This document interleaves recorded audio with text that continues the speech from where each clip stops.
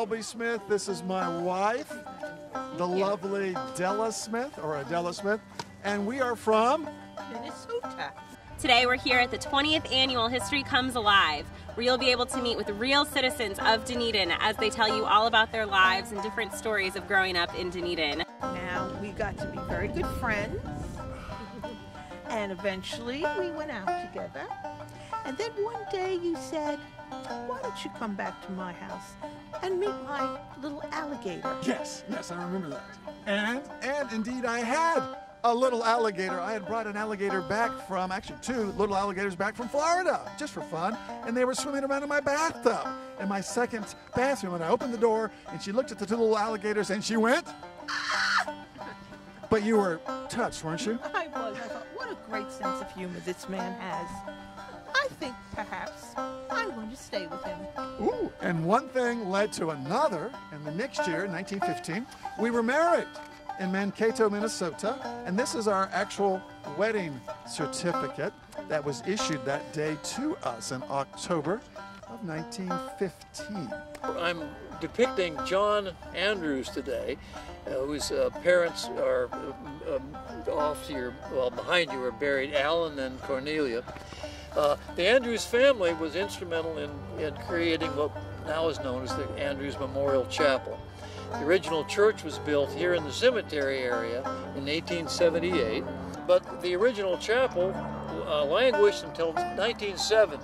And those who want to go to Bowman Park sometime, you can see the church as it's been restored.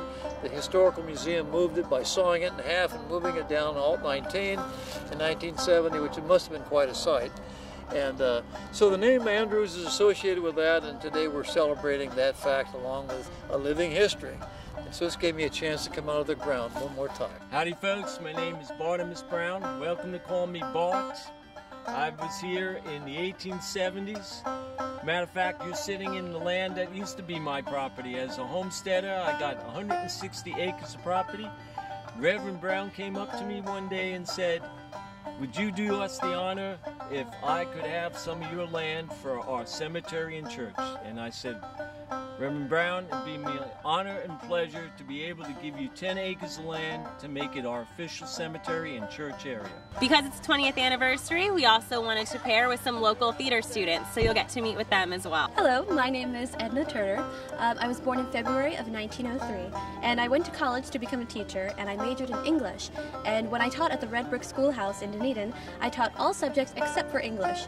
I really love to teach science, and one of my students, Sylvia Earle, grew up to be a famous marine biologist. Mrs. Edna Turner was my school teacher when I was in the 9th grade. And I always talked a lot, so I talked too much. So she stood me up in front of the class, and there were some boys there too, they talked. And she spiked my hand with a ruler. I was humiliated. And I sat down at the front because nobody could see me, and I had tears running down my cheeks. But the next day, my mother took me to school, and Mrs. Tenura was waiting for her. And she went over and she said, Mrs. Kirk, I just tried everything, and I could not keep her from talking. And that's why I just didn't know what to do.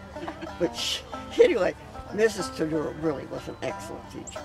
Hello, my name is Winona Jones. I was born in February of 1989. I actually grew up here in Dunedin, and my father was a pioneer of Dunedin, George Jones, and he owned the supermarket of the time where everybody would come to get all the necessities that they needed. Because I grew up in this area, I got to see a lot of the things that developed. I was here, I was 6 years old when the first library of Dunedin was built, and it was one of my favorite places because I became a teacher later on, and education was one of my favorite things. My name is Jefferson Davis Poston Jr. I was the superintendent of the Dunedin school system in June of 1927, if I recall correctly. And one of the main issues that I dealt with was the shortage of textbooks. I served in the U.S. Army. I was drafted in 1917, I believe, and I was serving for 4 years. So we decided to move to Dunedin in 1934, and I was still owed a lot of money, so some of those that owed me money helped disassemble a house I owned in Clearwater, and they reassembled it in Dunedin and built us a nice 2-story house on 5 acres right across from the junior high school on Beltrees and Milwaukee, the southeast corner. And I think that's the last place I remember living. Yes, it was indeed the last place that you lived. That sounds so final. Well, I'm afraid in 1948 you did go to sleep. But before that, we had a lot of fun.